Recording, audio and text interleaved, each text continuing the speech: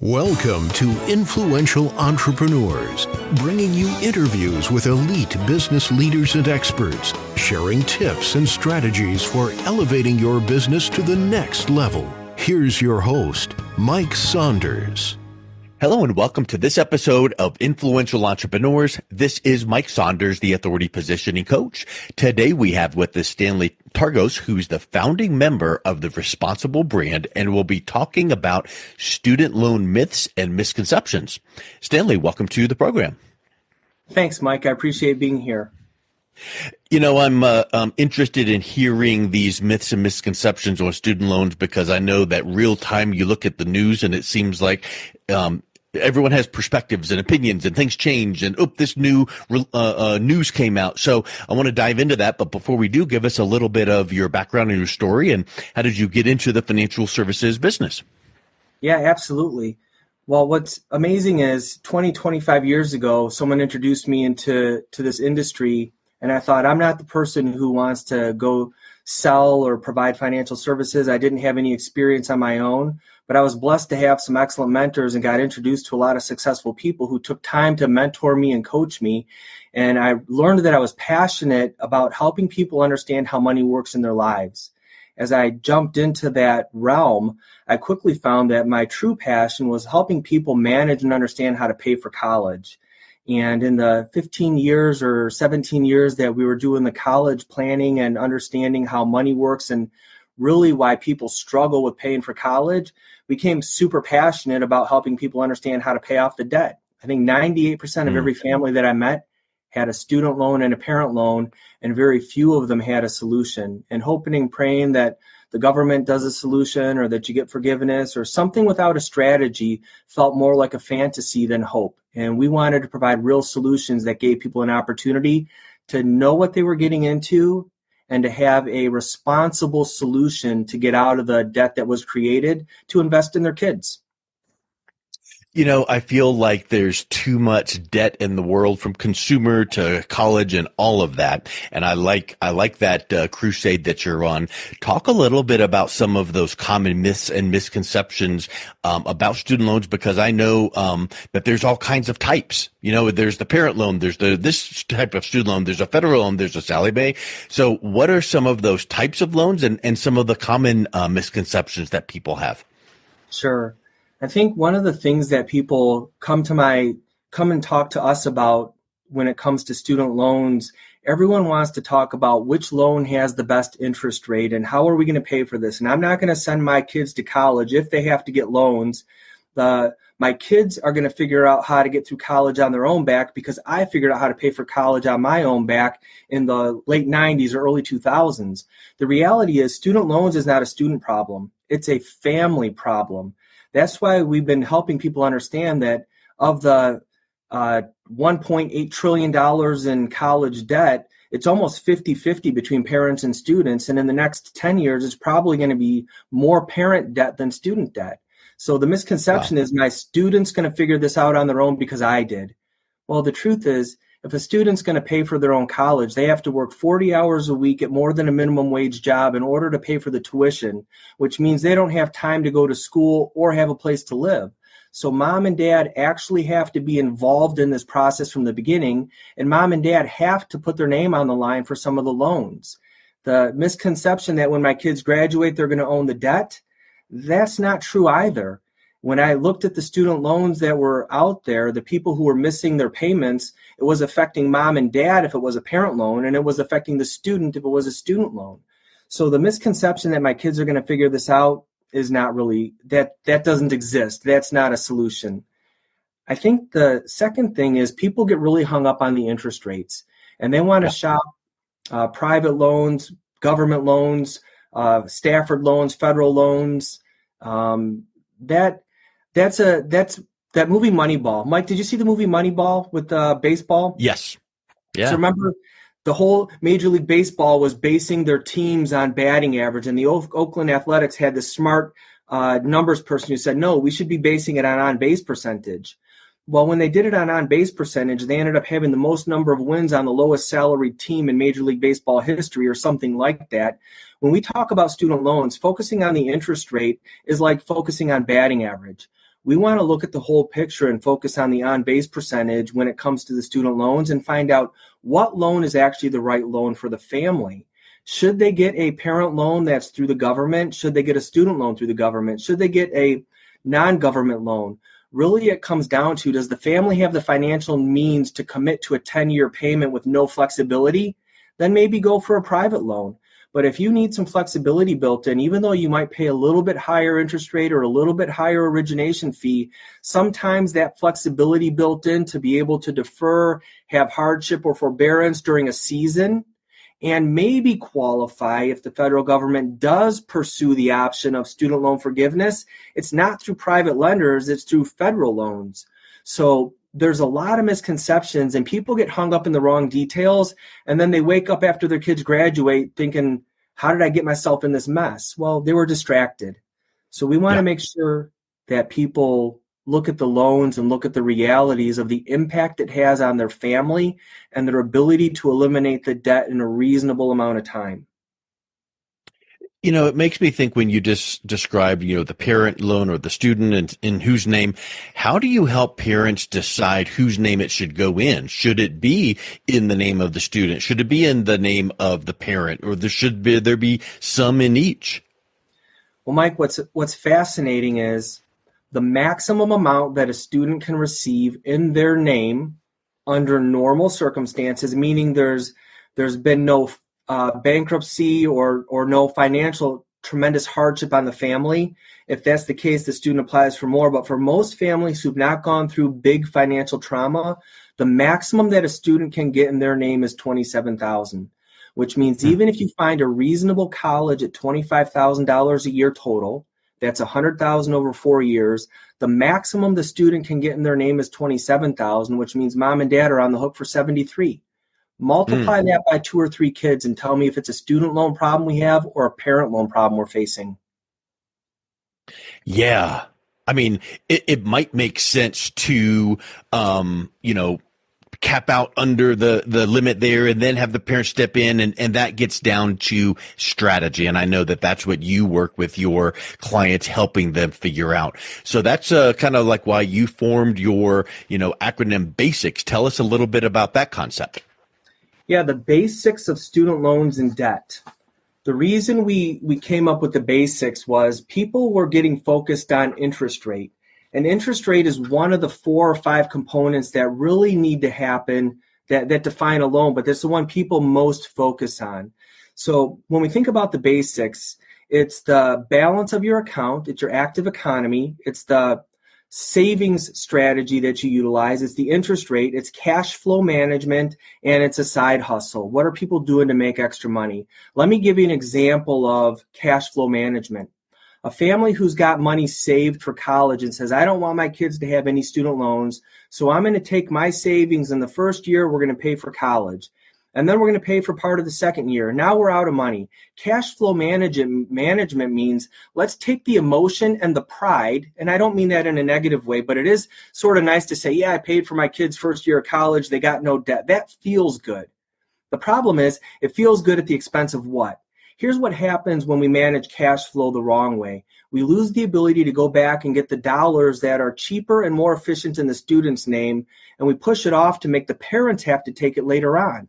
So when we manage cash flow from college, we look at how much does the parents have saved to pay, how much can the parents afford to pay on a monthly basis, how much additional debt can mom and dad not want, but do they need or are they willing to take? And then we add all of those things together and we devise a plan over a 4 or 4.5 year period to make sure that we're taking the right amount of debt in the student's name, the right amount of debt in the parent's name, and we're managing the cash that they've saved and the cash flow they have available on a monthly basis to not have a 3rd and 4th year blow up where they feel like they have to pull their kid from college because suddenly they've got more debt than they've ever thought possible and they feel uncomfortable.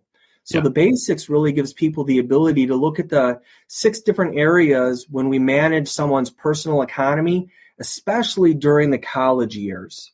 So the basics helps people look at the big picture and decide what's comfortable and then put a plan in place to manage the debt after.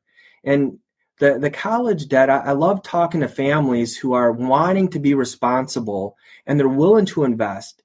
The extreme end of that is I'll sacrifice everything for my kids. I'll refinance the house. I'll Yeah. drain my retirement accounts. I'll work an extra job so that my kid can get through college without debt. Well, the reality is one of the misconceptions is your student needs a college degree at your future lifestyle expense.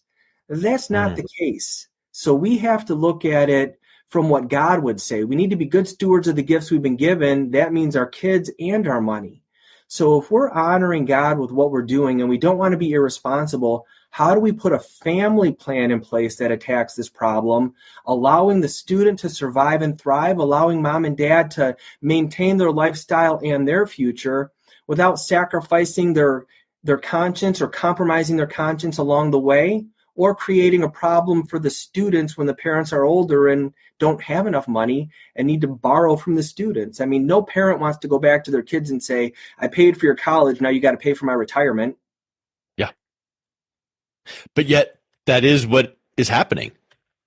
Yeah, there's some of the fun statistics are there's over 2 million senior citizens receiving Social Security that are still making student loan payments. There's, I think, a couple 100,000 of them that are getting their Social Security checks garnished to make the student loan payment. And that might change a little bit with the new administration and how they're handling things. But the point is, 30 years ago, people never thought of retiring making a student loan payment. Today, that's more common than you and I would expect. And that you would think that it was, hey, you need to have your house paid off. Hey, you need to have no credit cards. But that third, fourth, fifth level of student loan debt, that should have long been taken care of, and it's not. And I like how you say it. Your approach helps transform debt from a lifestyle into a temporary season. Talk a little bit about that, because to me, that says mindset. Yeah, it's what happens with a lot of families, especially if they have more than one child. Going through college is the biggest expense you're going to make. Oftentimes, if you have 2 or 3 children, paying for your kids' college is more expensive than the house you bought, especially your first house, but maybe even the current home. So when we go through seasons of debt, that means we're not going to settle for debt as a lifestyle forever. It means it's a season. But think about this. We're going to talk a little bit more down in a little bit later, but your student's 18 years old, and in 18 years, you didn't save $150,000 to pay for their college. What makes us think that it's reasonable to pay off college in 4 years if we hadn't saved that money in 18? It's not reasonable. So debt has to be a part of the process. And I love the people who say pay cash for everything and never get into debt. That's not the real world we live in. That's an idea that sounds awesome. That's altruistic, but that doesn't exist today. So debt as a season means this. You have 2 or 3 kids that are going to college. The misconception is I need to have their college paid off by the time they graduate, or I need to sacrifice and not fund my retirement to pay for their college. But those years have to be a season where we balance between taking care of today without sacrificing tomorrow, taking care of today and continuing to fund tomorrow. We might need to change how the dollars work a little bit during a 6, 8, or 10-year window, but it's not a forever choice. It's not a forever decision. It's a season. When we look at it as a season, oftentimes we can palette a strategy that makes us uncomfortable today, but preserves tomorrow. It's much better to be uncomfortable for 5 or 10 years than to live the way we want for 5 or 10 years and then be uncomfortable forever after that. 100%. And I think all of this that you're talking about just takes having a plan. So talk a little bit about that forward thinking, begin with the plan in mind, in making sure that the student loan debt does not negatively long-term affect retirement or buying a home or ultimately becoming debt-free. Yeah, the plan is fantastic. One of the questions I like to ask people is when you're planning a trip, what's the most important thing that you need to know? And people often answer where you're going. The reality is, if I'm going to Hawaii, if I'm going to Alaska, if I'm going to Thailand, it doesn't matter. Where I'm starting from is the most important piece because that determines how I get there. Where I'm going is the goal. So a plan has a beginning and an end. And what we need to do with every family that we sit down with is find out exactly what's going on today so we can organize their economy so we can get where they want to go without derailing their current plans. If I solve the college problem and you're happy with it, but I create 5 other problems down the line, that doesn't really solve the problem. That just pushes the problem down the road. When we talk to a family and we find out the plan, it is a lot about money because money drives it. And money is, how do you fund your retirement? How are you funding your retirement that impacts your FAFSA? Putting money in a 401k while your kids are going to college has an impact on your FAFSA. And if you're at a break point where you might get more money by not funding a 401k, but by funding a Roth, why wouldn't you do that? But most people don't know some of those nuances. How much money do you have in savings? Are you adding to the savings account? Are you funding a 529? What's the limit? What's your budget to pay for college moving forward? That's the starting point. As we have those conversations, not only are we talking about money, but we're helping the student. Think about this, Mike. If I can give you a 25% reduction in college just by implementing a strategy based on knowledge, would you take it? I would think so. Absolutely. So when I sit down with a family and I say, listen, you've got a budget of $100,000, but you've got a $150,000 problem. How do we reduce that? Well, I can't go to the college and say, I'm in financial trauma. I just came out of an issue, reduce your tuition cost. What I can do is say, while your student's attending four-year university, let's take advantage of the free community college in the summers between their freshman and sophomore year, sophomore and junior year, and knock out 18 credits.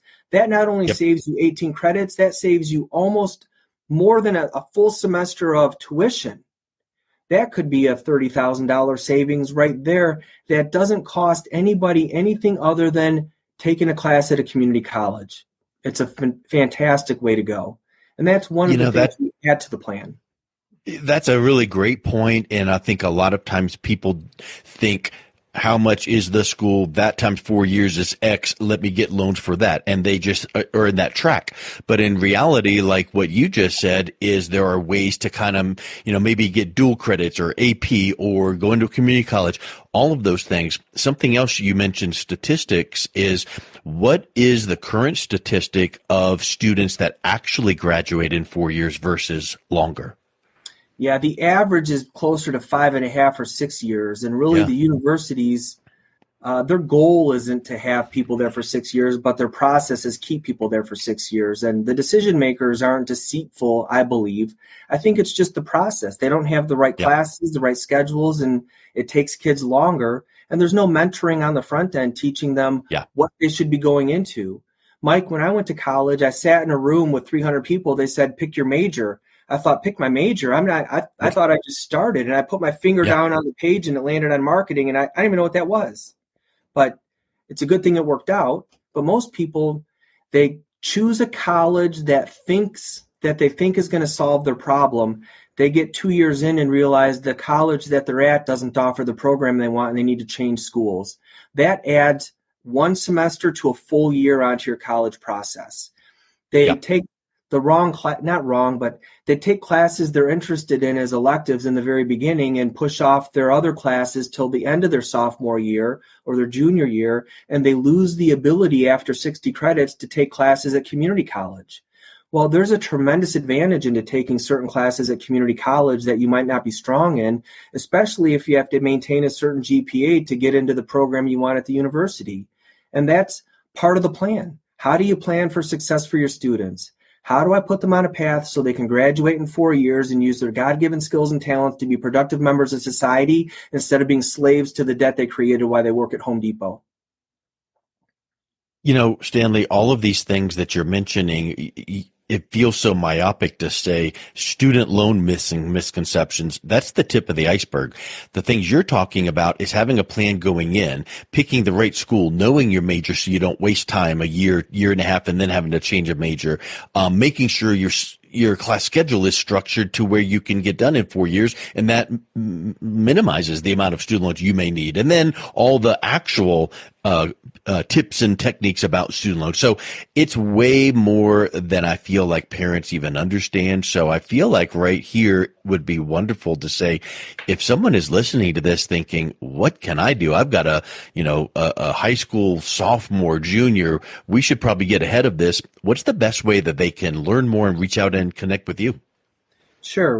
Our website is theresponsiblebrand.com.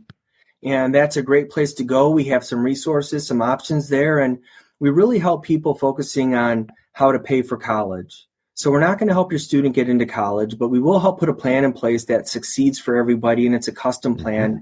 I've been doing this for 10, 15 years, been in front of 10,000 plus people. I've never seen two scenarios and solutions that were the same, which tells me everybody needs a custom solution.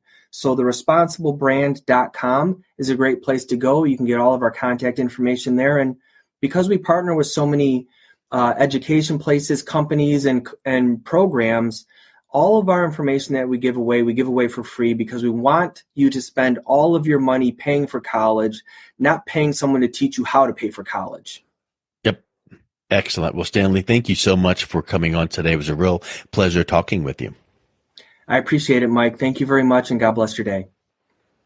You've been listening to Influential Entrepreneurs with Mike Saunders. To learn more about the resources mentioned on today's show or listen to past episodes, visit www.influentialentrepreneursradio.com.